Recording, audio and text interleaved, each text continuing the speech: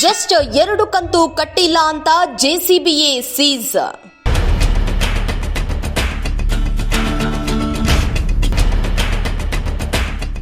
Bank ವಿರುದ್ಧ ರೊಚ್ಚಿಗೆದ್ದ ತಾಯಿ ಮಗ.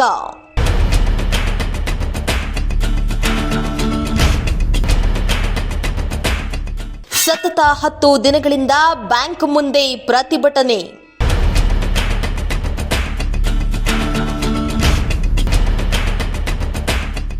ಜಸ್ಟ್ 2 ತಿಂಗಳ ಇಎಂಐ ಕಟ್ಟಲು ತಡವಾದ ಹಿನ್ನೆಲೆ ಬ್ಯಾಂಕ್ ಸಿಬ್ಬಂದಿ ಜೆಸಿಬಿಯನ್ನ ಸೀಸ್ ಮಾಡಿ ಹರಾಜು ಮಾಡಿದ್ದಾರೆ ಎಂದು ಆರೋಪಿಸಿ ತಾಯಿ ಮಗ ಬ್ಯಾಂಕ್ ಮುಂದೆ ಪ್ರತಿಭಟನೆಯನ್ನ ನಡೆಸಿದ್ದಾರೆ.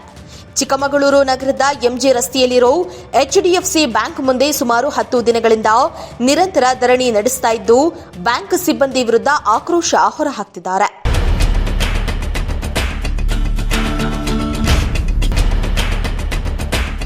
ಇನ್ನು ಚಿಕ್ಕಮಗಳೂರು ತಾಲೂಕಿನ ಗೌಡನಹಳ್ಳಿ ಗ್ರಾಮದ ಮಂಜುನಾಥ್ ಎಂಬುವವರು ಎಚ್ಡಿಎಫ್ಸಿ ಬ್ಯಾಂಕ್ನಿಂದ ಜೆಸಿಬಿಯನ್ನ ಖರೀದಿಸಲು ಸುಮಾರು 29 ಲಕ್ಷ ಹಣವನ್ನ ಸಾಲವಾಗಿ ಪಡೆದುಕೊಂಡಿದ್ರು.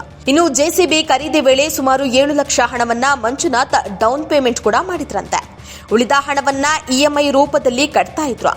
ಮಂಜುನಾಥ್ ಕಳೆದ 1.5 ವರ್ಷದಿಂದ ತಪ್ಪದೆ ಇಎಂಐಯನ್ನ ಕಟ್ತಾ ಇದ್ರು. ಆದರೆ ವೈಯಕ್ತಿಕ ಸಮಸ್ಯೆ ಹಿನ್ನೆಲೆ ಕಳೆದ 2 ತಿಂಗಳು ಇಎಂಐ ಕಟ್ಟಲು ಆಗಿರಲಿಲ್ಲ.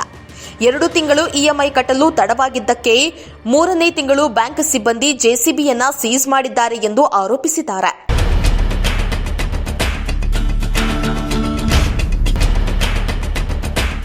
ಇನ್ನು ಸಾಲದ ಅವಧಿ ಬಾಕಿ ಇರುವಾಗಲೇ ಜೆಸಿಬಿಯನ್ನ ಸೀಸ್ ಮಾಡಿದ್ದು ಅಲ್ಲದೆ ಜೆಸಿಬಿಯನ್ನ ಹರಾಜು ಮಾಡಿ ಮಾರಾಟ ಮಾಡಿದ್ದಾರೆ ಎಂದು ಗ್ರಾಹಕ ಮಂಜುನಾಥ್ ಆರೋಪಿಸುತ್ತಿದ್ದಾರೆ. ಲೋನ್ ಹಣ 22.5 ಲಕ್ಷ ರೂಪಾಯಿ ಪಾವತಿಸಿ ಜೆಸಿಬಿಯನ್ನ ತೆಗೆದುಕೊಂಡು ಹೋಗಿ ಅಂತ ಹೇಳಿದ್ರು. ಹಣ ಕಟ್ಟಲು 15 ದಿನ ಇದ್ರೂ ಕೂಡ 15 ದಿನದ ಒಳಗೆಯೇ ಜೆಸಿಬಿ ಮಾರಾಟವಾಗಿದೆ. ಜೆಸಿಬಿ ಮಾರಾಟವಾದ ಬಳಿಕವೂ ಬ್ಯಾಂಕಿಗೆ ಇನ್ನು 1.75 ಲಕ್ಷ ರೂಪಾಯಿ ಬಾಕಿ ಇದೆ. ಅದನ್ನ ಕಟ್ಟಿ ಅಂತ ಬ್ಯಾಂಕ್ ಹೇಳ್ತಾ ಇದೆ ಎಂದು ಮಂಜುನಾಥ್ ಆಕ್ರೋಶವನ್ನ ಹೊರಹಾಕಿದ್ರು.